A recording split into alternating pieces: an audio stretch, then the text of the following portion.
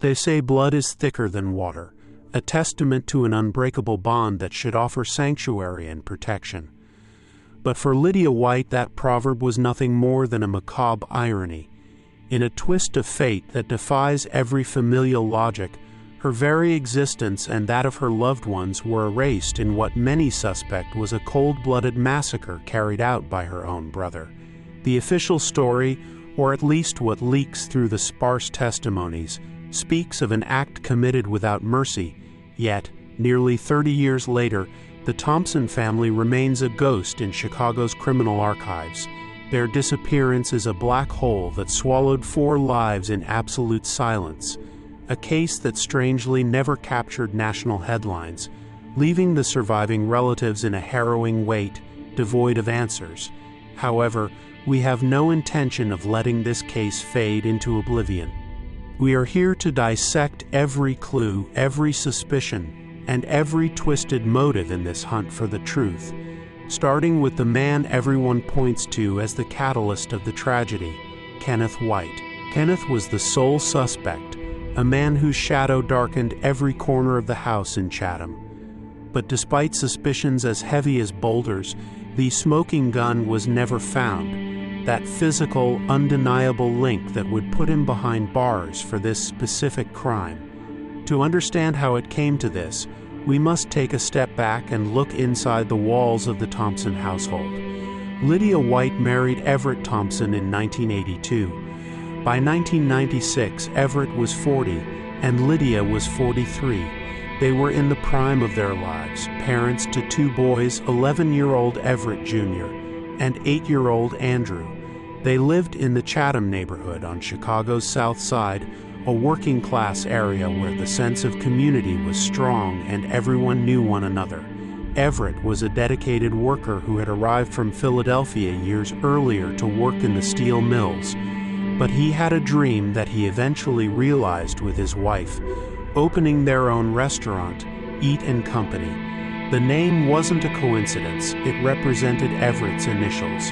And for him, cooking wasn't just a job, it was a mission. He loved being at the stove, experimenting and bringing people together through food. Lydia, for her part, had inherited the family home after her parents passed away, but the property was split into 3 equal shares with her siblings, Kenneth and Phyllis.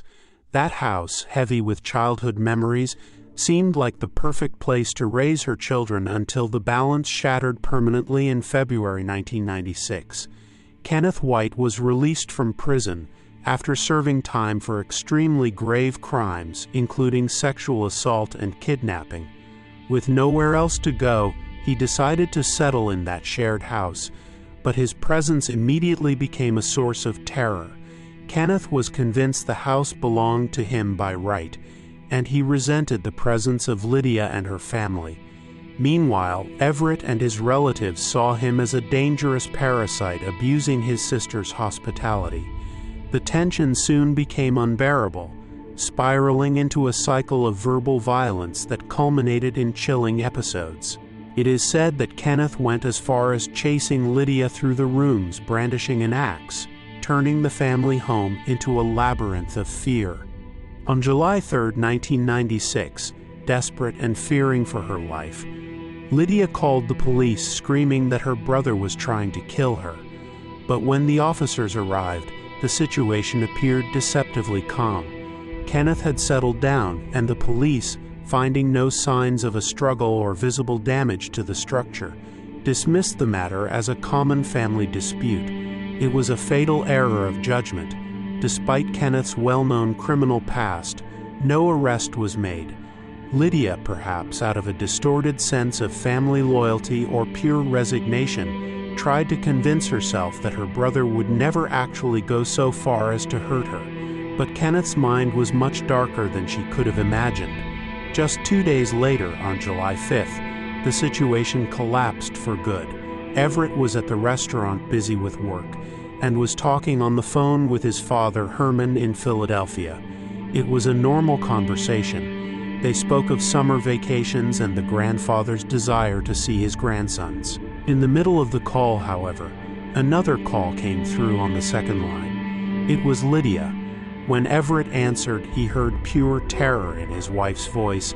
Kenneth was out of control again. He was chasing her with the axe, and she had barricaded herself in the bedroom with the 2 children. Panic-stricken, Everett jumped back on the line with his father and frantically told him he had to rush home because the situation was critical.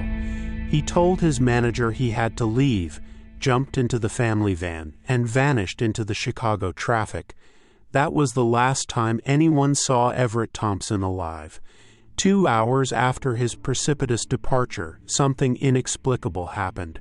Kenneth showed up at Everett's restaurant driving that very same van. He walked in with a glacial calm and told the manager that Everett had been involved in a car accident and was under arrest. The manager, however, noticed a detail that still sends shivers down spines today. Kenneth was wearing white shoes that appeared soiled with suspicious dark stains that did not look like common dirt. Over the following days, Everett's father, Herman, tried desperately to contact his son. He called the house, he called the restaurant, but there was no trace of the Thompsons. They had vanished into thin air, as if they had never existed. Only on July 17th, 12 days after that dramatic phone call, did the Chicago police finally decide to enter the residence. The only person present was Kenneth. With disarming tranquility, he explained to the officers that the family had left on a sudden vacation, perhaps to Pennsylvania or Minnesota, and that they had taken the van. Incredibly, the police initially believed him, but as time went on, Kenneth's lies began to contradict one another. First, he said they went to Philadelphia by car, then that they took a bus to Minnesota, and finally he claimed they had flown to Hawaii.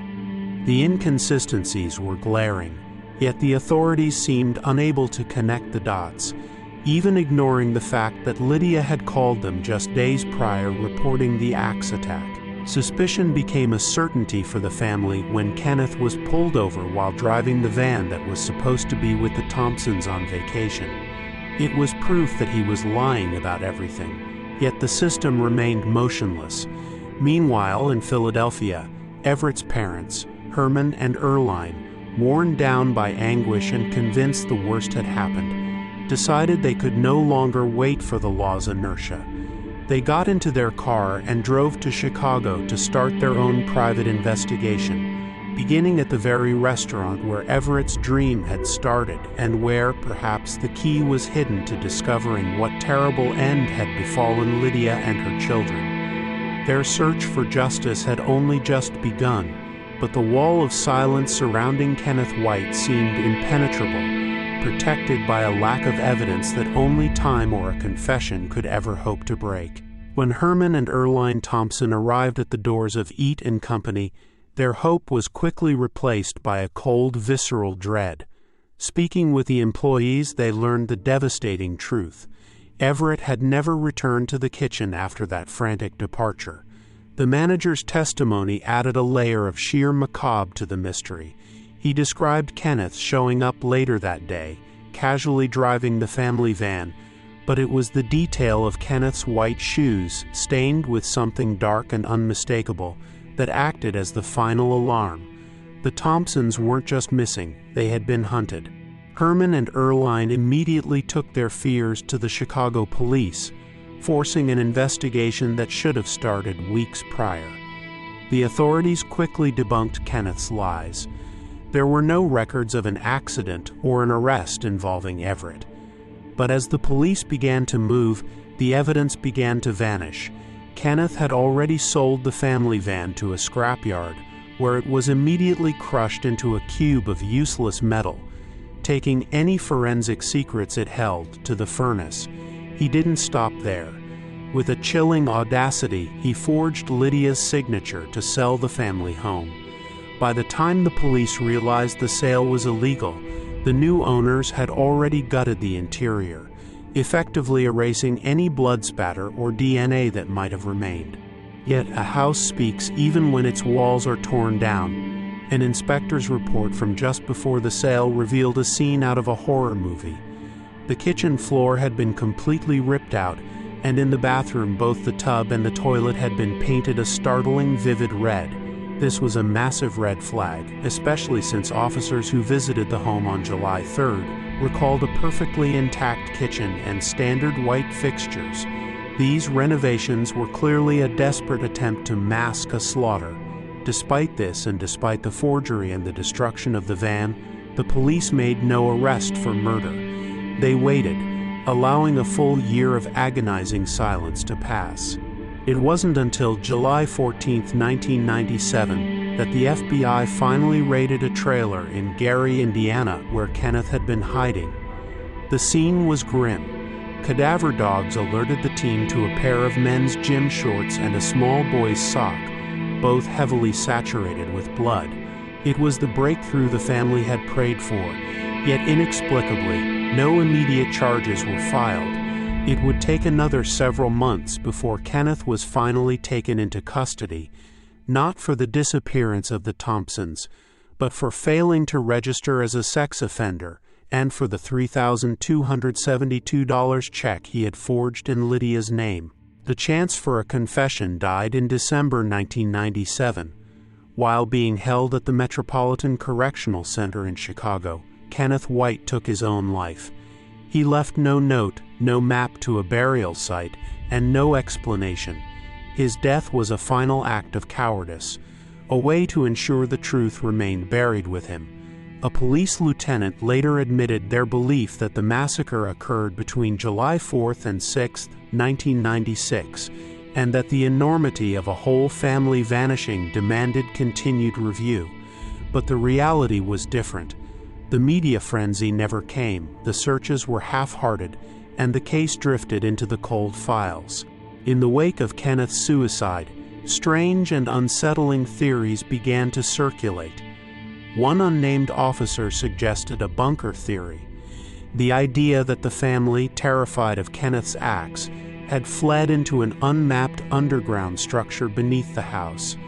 An elderly neighbor named Marie even claimed she saw Everett returning to the property at odd hours in the weeks after the disappearance, looking disoriented and muttering about searching for his family in a bunker. While these stories added a layer of Gothic mystery, they lacked the weight of forensic proof. The darker, more likely theory is far more stomach-turning. With nearly 2 weeks to himself in that house, Kenneth had ample time to dispose of the remains. The red-painted bathtub suggests a gruesome dismemberment, an attempt to cover the literal stains of a massacre. Speculation ranges from the bodies being dumped in distant lakes to even more horrific ends, including the possibility that Kenneth's lack of remorse stemmed from a truly twisted psyche. Today, the Social Security numbers of Everett, Lydia, and their 2 young boys remain dormant. Their bank accounts haven't been touched in 3 decades. The silence is total. Kenneth White took his secrets to the grave, leaving behind a trail of blood, forged signatures, and a family that simply ceased to exist. His death was driven by guilt. Drop your thoughts in the comments below. We want to hear what you think. If you like the way we create these videos, and you want to help bring more cases like this to light, hit that like button and subscribe for more deep dives. Thank you once again for watching.